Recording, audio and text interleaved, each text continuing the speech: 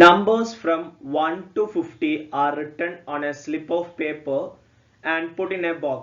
A slip is to be drawn from it, but before doing so, one must make a guess about the number, either prime number or a multiple of 5.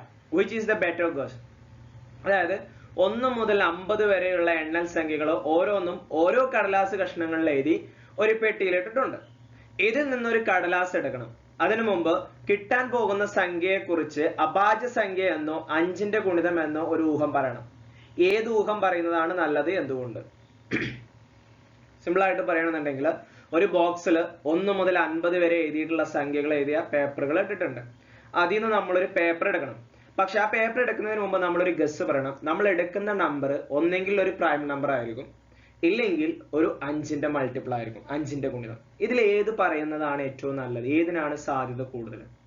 Okay, അപ്പോ ആകെ എണ്ണം ഇവിടെ 50 ആണ്.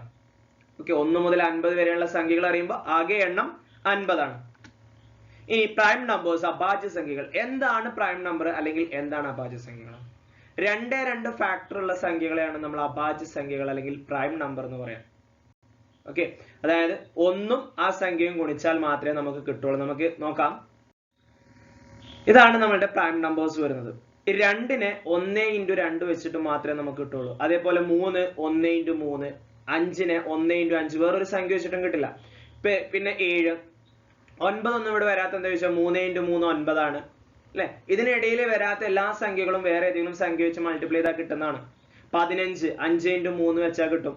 21 7 × 3 21 ആണ്. 27 3 × 9 27 ആണ്. ഇല്ലാത്ത എല്ലാ സംഖ്യകളും മറ്റേതെങ്കിലും സംഖ്യകൾ വെച്ചിട്ട് മൾട്ടിപ്ലൈ ചെയ്യാൻ പറ്റുന്നതാണ്, അഥവാ മറ്റേതെങ്കിലും സംഖ്യകൾ ഫാക്ടർ ആയിട്ട് വരുന്നതാണ്. പ്രൈം നമ്പർ എന്ന് പറഞ്ഞു കഴിഞ്ഞാൽ 1ഉം ആ സംഖ്യ കൊണ്ടും ഗുണിച്ചാൽ മാത്രമേ നമുക്ക് ആ സംഖ്യ കിട്ടാവൂ. 1 × 2 2, 1 × 3 3, 1 × 5 5, 1 × 7 7, 1 × 11 11. ഈ സംഖ്യകള് വേറെ ഏത് സംഖ്യകൾ വെച്ച് ഗുണിച്ചാലും നമുക്ക് കിട്ടില്ല. അത്തരത്തിലുള്ള സംഖ്യകളെയാണ് നമ്മൾ പ്രൈം നമ്പർ എന്ന് പറയുന്നത്. സിമ്പിൾ ആയിട്ട് പറയുകയാണെന്നുണ്ടെങ്കിൽ 2 ഘടകങ്ങളുള്ള നമ്പറുകള്, അക്കങ്ങള്, ഓക്കെ, 2 ഫാക്ടേഴ്സ് ഉള്ള നമ്പറിനെയാണ് നമ്മൾ പ്രൈം നമ്പേഴ്സ് എന്ന് പറയാം. ഓക്കെ, അപ്പൊ ഇത് എത്ര ഉണ്ട് നോക്കിയേ. 1 2 3 4 5 6 7 8 9 10 11 12 13 14 15. അപ്പൊ പ്രോബബിലിറ്റി എന്ത് വരും?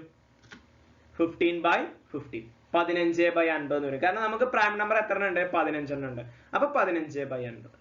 ഇനി 5ന്റെ ഗുണിതങ്ങളാണ് പറഞ്ഞുള്ളത്. 5ന്റെ ഗുണിതങ്ങൾ ഏതൊക്കെയാ?